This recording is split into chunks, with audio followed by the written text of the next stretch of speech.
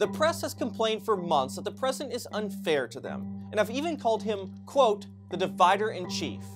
But what about the media's divisive behavior to those Americans who identify as Christians? The media sunk to a new low when they attacked Second Lady Karen Pence this week for her decision to teach art at a Christian school in Virginia.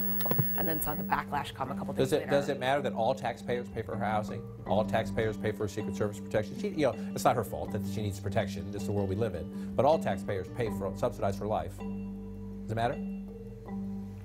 So you mean, does her First Amendment, do her First Amendment freedoms get somehow curtailed because taxpayers pay for her accommodations and her security? I don't know that a lot of people would sign on to that.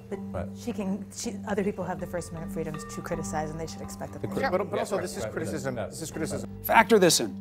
Karen Pence is the wife of the vice president. She's teaching art at a place where the application requires would-be employees to initial next to a list of beliefs, including certain moral misconduct, includes homosexual or transgender identity as being disqualifying, or any other violation of the unique roles of male and female. Now, don't cheapen my argument by saying Cuomo's equating Christianity and white power. Please, that's just a slip of an obvious point.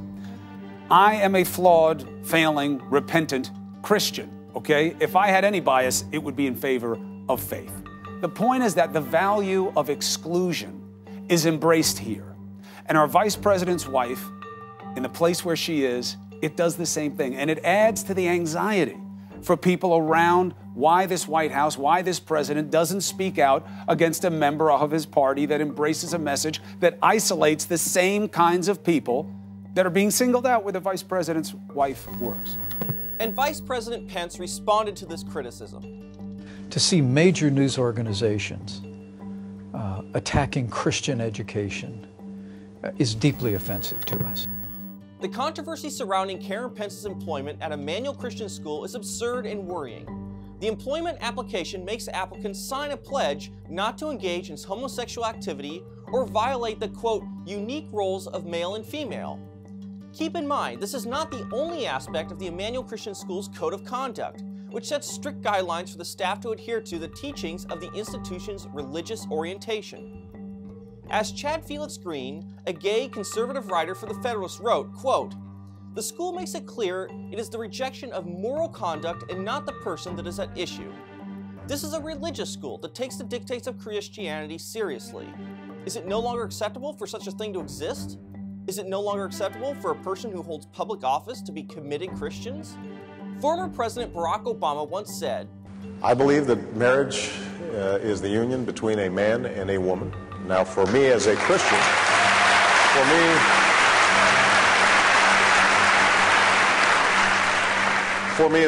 it's also a sacred union. Was he not fit to serve? Obama later said he evolved and moved away from his position. But what about those who have decided to stay committed to their views and not depart on the sliding scale of progressivism? While the left has won many policy and legal battles over cultural issues, the attacks on Karen Pence demonstrate that for them, tolerance is not enough. Simply holding views or following lifestyles that conflict with the ever-evolving progressive dogma is deemed unacceptable. Under this formula, the media aims to outright expunge serious Christians from public life. This follows the treatment of Christian judicial nominees who have been increasingly subjected to unconstitutional religious tests as a barrier to office. The media, in alignment with the Democrat Party, has simply deemed religious Americans enemies of the people.